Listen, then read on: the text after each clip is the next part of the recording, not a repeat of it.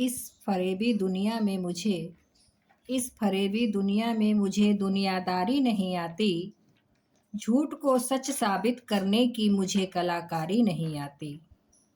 जिसमें सिर्फ मेरा हित हो जिसमें सिर्फ मेरा हित हो मुझे वो समझदारी नहीं आती। शायद मैं इसीलिए पीछे हूँ, मुझे होशियारी नहीं आती। बेशक लोग ना समझे बेशक लोग ना समझे मेरी वफादारी, मगर यारो मुझे गद्दारी नहीं आती। हेलो स्टूडेंट, आज मैं आपको नायक और नायिकाएं, जैसा कि आप सभी जानते हैं कि नाटक हो या काव्य हो, उसमें नायक और नायिका होते हैं। आप सभी जानते हैं कि बिना नायक नायिका के कोई भी नाटक, कोई भी काव्य या फिल्मों को ही ले लीजिए, वो पूर्ण नहीं हो पाते। इसीलिए आज मैं आपको नायक और नायिका के कुछ प्रकार बताती हूँ कि आप सभी जानते हैं, मुझे पता है कि नायक और नायिका किसे कहते हैं, लेकिन कुछ प्रकार होते हैं, वो मैं आपको बताती हूँ। तो आज मैं बहुत छोटा सा वीडियो आपके सामने लेकर आई हूँ, जिसमें सिर्फ ये बताऊंगी कि नायक और नायिका किसे कहते हैं। नायक, कथा वस्तु को, ध्यान दीजिएगा, कथा वस्तु को वहन करने वाला। आप सभी जानते हैं कथा वस्तु को जो शुरू से अंत तक चलाता है वही नायक होता है, हीरो होता है। तो कथा वस्तु को वहन करने वाला अर्थात अंतिम फल तक ले जाने वाला वह पात्र जिसकी व्याप्ति मतलब शुरू से अंत तक रहती है संपूर्ण काव्य में, वो नायक कहलाता है। ये आप सभी जानते हैं। लेकिन नायक के 4 प्रकार होते हैं। नायक के 4 प्रकार होते हैं। चारों का नाम पहले लाइन से बता देती हूँ। धीरोदात्त, धीर प्रशांत, धीर ललित और धीरोदत्त। तो धीरोदात्त किसे कहते हैं? भावनाओं, जो अपनी संपूर्ण भावनाओं पर नियंत्रण रखता है उसे धीरोदात्त कहते हैं, जैसे राम।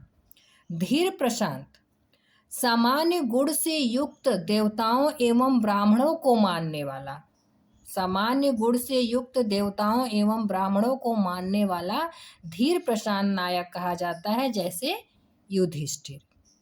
धीर ललित, जो सदा बना ठना सजा धजा रहता है, जो सदा बना ठना और प्रसन्न चित्त रहता है, उसे धीर ललित नायक कहते हैं, जैसे दुष्यंत। धीरोदत्त, जो बहुत प्रचंड हो, चंचल हो, साथ ही साथ जो बहुत प्रचंड एवं चंचल हो, वह धीरोदत्त नायक की श्रेणी में आता है, जैसे रावण। इसके अलावा ध्यान दीजिएगा, इसके अलावा नायक का जो सहायक पात्र होता है, इसके अलावा नायक का सहायक पात्र जो प्रासंगिक कथा का मुख्य पात्र होता है, ध्यान दीजिएगा, सहायक पात्र होने के साथ साथ प्रासंगिक कथा का मुख्य पात्र होता है, उसे पीठमर्द कहलाता है। पीठमर्द का उदाहरण आपको बताती हूँ, जैसे राम कथा में सुग्रीव पीठमर्द है। नाटक का वह पात्र जो हास्य की सृष्टि करता है, मतलब आप हमेशा देखते हैं फिल्मों में, नाटकों में कोई न कोई एक पात्र रहता है जो बीच बीच में हमें हंसाने का काम करता रहता है। तो नाटक का वह पात्र जो हास्य की सृष्टि करता है, वह विदूषक कहलाता है। ये हो गए नायक। अब आपको बताती हूँ नायिका। नायिका, नाटक या काव्य की प्रमुख स्त्री पात्र जो प्रायः नायिका की प्रिया या पत्नी होती है। ध्यान दीजिएगा, यहाँ शायद मैंने मात्रा गलत, नाटक या काव्य की प्रमुख स्त्री पात्र जो प्रायः नायक होना चाहिए, जो प्रायः नायक की प्रिया या पत्नी होती है। ध्यान दीजिएगा, नायक होगा यहाँ। नाटक या काव्य की प्रमुख स्त्री पात्र जो प्रायः नायक की प्रिया या पत्नी होती है, वह नायिका कहलाती है। नायिकाओं के अनेक भेद किए जा सकते हैं। अब देखिएगा, नायिका के अनेक भेद होते हैं जिनके आधार अलग अलग हैं। क्या? जैसे लज्जा। लज्जा के आधार पर नायिका 3 प्रकार की होती हैं: मुग्धा, प्रौढ़ा, धीरा। मुग्धा उसे कहते हैं जिसमें लज्जा की अधिकता होती है।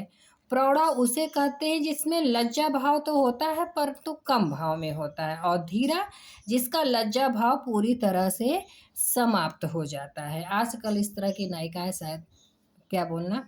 आगे देखिए, विरहणी। विरहणी नायिका वह होती है जिसका पति परदेश चला गया हो। विरहणी नायिका अलग होती हैं। विरहणी नायिका वह होती हैं जिसका पति परदेश चला गया हो। ऐसी नायिका को प्रोषित पतिका नायिका कहते हैं। आगे, जिस नायिका का पति परदेश जा रहा हो, जिस नायिका का पति परदेश जा रहा हो उसे प्रवत्स्यत पतिका कहते हैं। इधर देखिए पूरा नहीं हो पाया, तो प्रवत्स्यत पतिका कहते हैं। आगे आइए, जिस नायिका का पति परदेश से वापस आ गया हो वह आगत पतिका नायिका कही जाती है। जिस नायिका ने अपने पति से मान कर लिया हो अर्थात जो रूठ गई हो उसे मानिनी नायिका कहते हैं।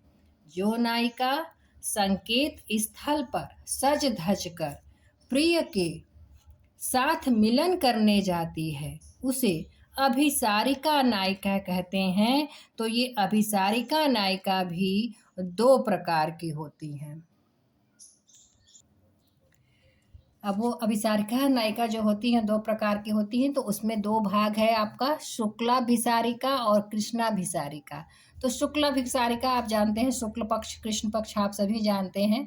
तो चांदनी रात में श्वेत वस्त्र एवं श्वेत फूलों का श्रृंगार करके, चांदनी रात में श्वेत वस्त्र एवं श्वेत फूलों का श्रृंगार करके प्रिय मिलन हेतु जाने वाली नायिका को शुक्लाभिसारिका नायिका कहलाती हैं। अब कृष्णाभिसारिका आप समझ सकते हैं, अंधेरी रात में नीले या काले वस्त्र पहनकर प्रिय मिलन हेतु जाने वाली नायिका को कृष्णाभिसारिका नायिका कहा जाता है या वह कृष्णाभिसारिका नायिका कहलाती हैं।